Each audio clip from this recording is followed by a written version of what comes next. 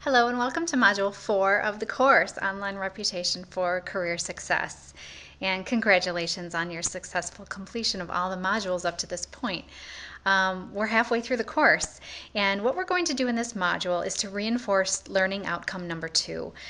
Remember, in the last module we researched or spent the time concentrating on research tips and hints for researching online identity, and we practiced with an exercise on Kanye West and Taylor Swift. And now, the moment you may have all been waiting for, we're going to have you research yourselves. What we did in Module 3 was talk about how you can combine names in quotes and pair them with other search terms like where you live or a little bit of information about your profession in order to narrow down results that just relate to yourself instead of some other Kate Harger in the world, for example. But when you did your activity in Module 3, you were searching for very famous people, Kanye West and Taylor Swift. And when you have someone, and they both have rather unusual names, there aren't too many Kanyes in the world or Taylor Swifts in the world, so you probably didn't even have to put their names in quotes or combine them with terms like Kanye West and singer or Kanye West and musician, for example.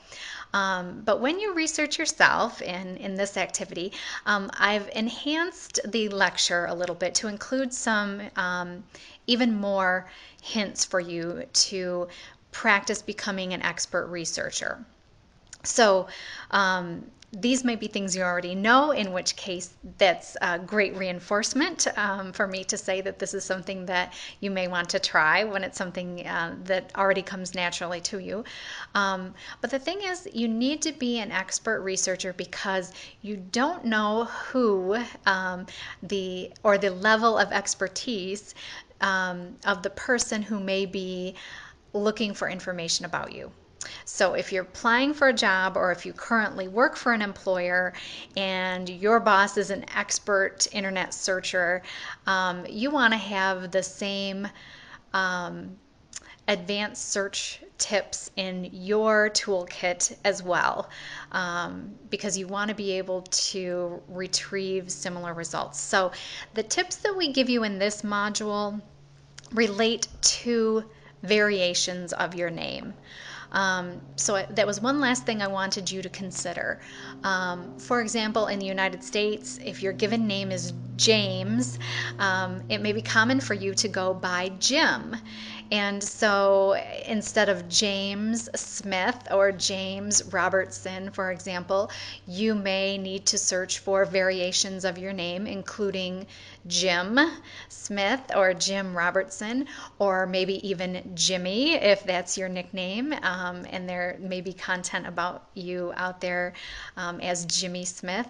So think about various forms of your name, either ones that you use or that others use for you, nicknames that you've been given, shorter versions of your name, whatever variations are out there, because it's very likely that if you're applying for a job or your current employer is researching you, they may be using various forms of your name to retrieve information about you as well. And you want to see all sorts of stuff that comes up. I mean, you want the full picture of what your online content is out there.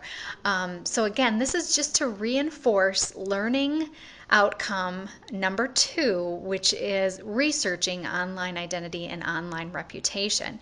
And we're going to have you research yourself. Now, in addition to the short quiz that is also in this module, we have an activity as well. And what I was thinking when I did the activity, again, just like in the previous module, is I debated about whether to provide a sample assignment for you. What I want you to do in the activity is to draft your ideal online reputation. If circumstances were completely under your control, and some things we'll learn are really not, and a lot has to do with perception. So even though you might be able to control a lot of the internet content that's out there about you, people are going to perceive it differently. But in an ideal world, in a perfect world where you have full control and 100% of the time people have the perception that is 100% in line with what you want them to have about you, what is that reputation? What do you want them to know about you? How do you want them to think about you? And so I was going to create a sample assignment for you. Again, this is a very short statement about what you want your online reputation to be.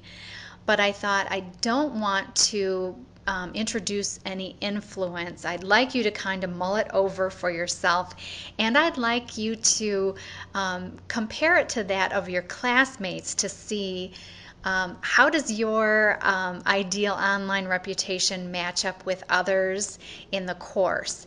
And do you see any common themes emerging? Are there similarities? Are there differences? Where there are differences, what are the differences? And so again, this is in a perfect world. What are you shooting for? What is basically your mission statement for what you want your online reputation to be? So enjoy Module 4. Again, we're continuing on with becoming expert searchers in researching online identity and online reputation.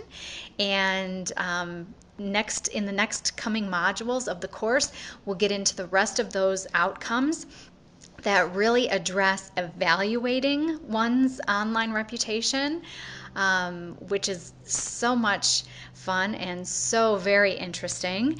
And then what you can do to manage your online reputation, which is very important. So enjoy Module 4, and upon the successful completion of the activities in this module, I will see you in Module 5. Enjoy.